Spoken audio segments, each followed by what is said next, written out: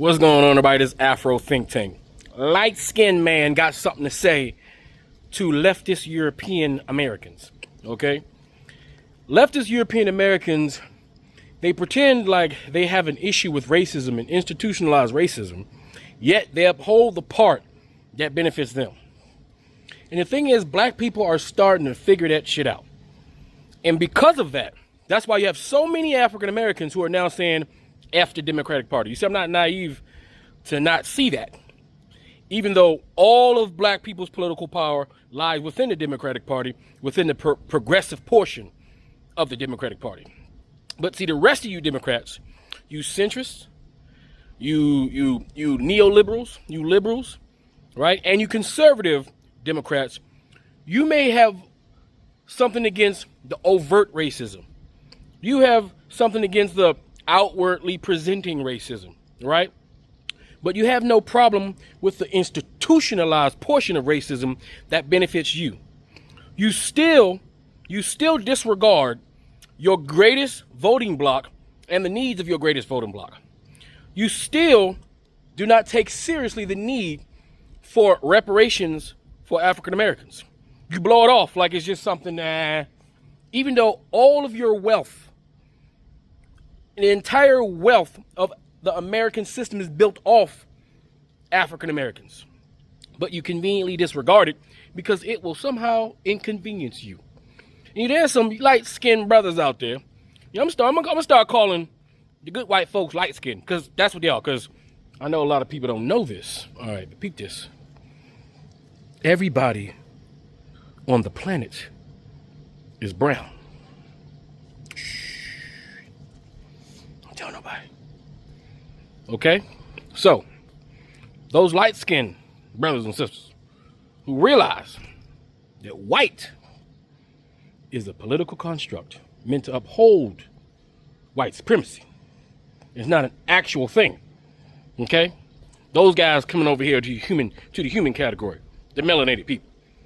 Very slightly melanated, but melanated nonetheless. Okay? So if you liberals, you Democrats, want to have any political success, you're going to have to capitulate to your greatest political power and group, the African Americans. You're going to have to give up and share some of that privilege that you guys take for granted. And you're going to have to do something. You're going to have to do something for us. Because if not, the disgusting outward racists are going to always win. Because at least us African Americans can see that. We can dodge and weave the outward racists. We can't dodge and weave you with your racism behind closed doors. So we'd rather deal with the devil we can see in front of us, because we can fight that motherfucker, instead of you cowering in the back like snakes in tall grass. We don't got time for that. Like I said, we'd rather see our enemy up front. We rather them say it out loud so we can deal with it, instead of you guys talking out the side of your mouths, making sure things just work out for you and not for everybody else, maintaining the same status quo that keep my people down. So without further ado, let's listen to this light-skinned brother. All right, tell you white liberals what's up, because you are going to continue this F around and find out session if you maintain the same level of indifference that you've been having for the last, 200-300 years. Anyway, that's all I got to say. It's Afro Think Tank. Learn something, teach something. I'm out. Hi, this one's for the white American leftists out there. How are you doing? You've talked a lot over the past decade about destroying the status quo, and I just wanted you to understand something. You cannot destroy the status quo while preserving the status quo that upholds and maintains white supremacy over black people. Let me just run that by you one more time in case. You cannot destroy the status quo while maintaining and preserving the status quo that upholds white male supremacy over black people.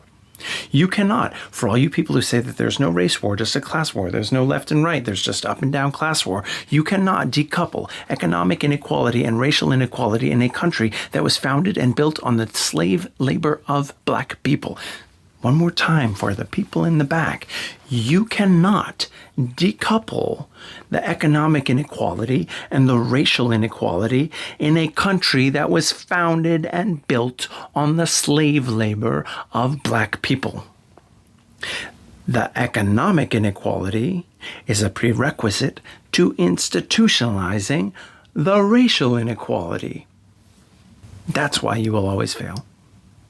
And I understand that's a tall task, that's a tall order, and if you're not up to the challenge, then simply say so. But don't walk around and pretend that you care about destroying the status quo while maintaining the status quo when it serves your hierarchy. There are a lot of people out there in white American leftist land who say that we shouldn't be focusing on identity politics when their identity isn't the one under attack, that we should only be focusing on working class issues, not any of the issues that affect women or that affect black people or that affect black women. It still amazes me in 2026, just as in 2025 and 2024 and on back through the years, that white Americans are still just saying, me first. And then imagining that simply by saying that, they've made themselves a radical. You got to what we call identity politics. Yeah. You're black, you're wonderful, you're tremendous, you're gay, you're the greatest human being on earth. Yeah. And rather than say, what do you stand for? Free Sudan! Boycott diamonds and gold! Free Sudan! Boycott diamonds and gold! We most definitely cannot forget about the people of Sudan! Thanks for watching Afro Think Tank. Don't forget to like, share, and subscribe. And follow me on Substack and Patreon for more content. Remember, it's Pan-Africanism or nothing.